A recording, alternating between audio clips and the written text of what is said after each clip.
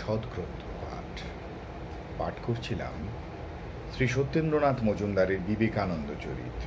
সাধক বিবেকানন্দ থেকে এখন পর্ব 60। ত্যাগে পবিত্র, চরিত্রে উন্নত, সংকল্পে অটল তরুণ যুবকগণ শ্রী শ্রী রামকৃষ্ণকে আদর্শ করিয়া কাশীপুরের বাগানবাটিতে সুদুশ্চর তপস্যায় ব্রতী হইয়াছিলেন।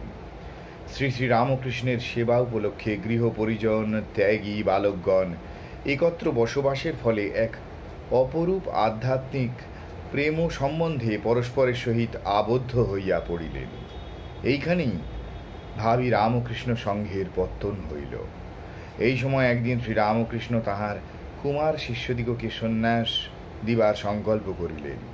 শুভ দিনে শিষ্যগণকে স্বহস্তে গৈরিক দান করিয়া ঠাকুর নেতা নরেন্দ্রনাথকে ডাকিয়া কহিলেন, তোমরা সম্পূর্ণ নিরভিমান হইয়া ভিক্ষার ঝুলি স্কন্ধে রাজপথে ভিক্ষা করিতে পারিবে কি?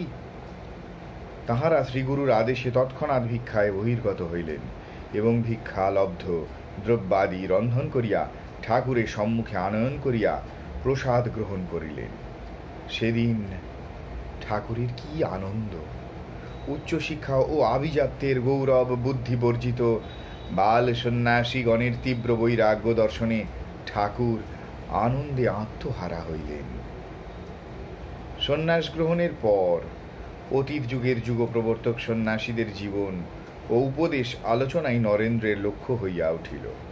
ধ্যানাভ্যাসের ফলে একাগ্র মানস নরেন্দ্র যখন যে বিষয় আরম্ভ করিতেন তাহা লইয়াই মাতিয়া উঠিতেন। ভগবান বুদ্ধদেবের অপূর্ব ত্যাগ, অলৌকিক সাধনা, অসীম করুণা নিশিদিন নরেন্দ্রের আলোচনার বিষয় হইয়া উঠিল।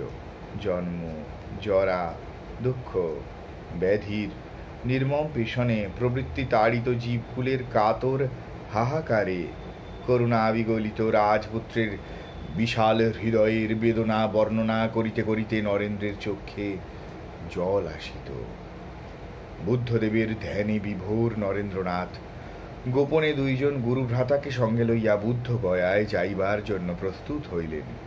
রজনীযোগে গাত্রোত্থান করিয়া শব্দে নরেন্দ্র, তারক স্বামী শিবানন্দ ও কালী স্বামী অভেদানন্দ গঙ্গা পার হইয়া বালি স্টেশনে আসিয়া ট্রেনে উঠিলেন। 1886 সালের এপ্রিল মাস। তরুণ সন্ন্যাসীরা গয়ায় পবিত্র ফল্গু নদীতে স্নান করিয়া ভক্তি ভরে 8 মাইল দূরবর্তী বোধিসত্ত্বের মন্দিরাভিমুখে যাত্রা করিলেন। এদিকে প্রভাতে নরেন্দ্রনাথকে না দেখিয়া ভক্তগণ চিন্তিত হইলেন। চারিদিকে অনুসন্ধান করা হইল, নরেন্দ্রের কোনো সন্ধান পাওয়া গেল না। ঠাকুরের নিকট ভক্তবৃন্দ ওই বিষয়ে নিবেদন করিতে তিনি মৃদু হাস্যে বলিলেন, তোমরা ব্যস্ত হইও না, সে ফিরে এলো বলে। তার কি এ জায়গা ছেড়ে থাকবার জো আছে?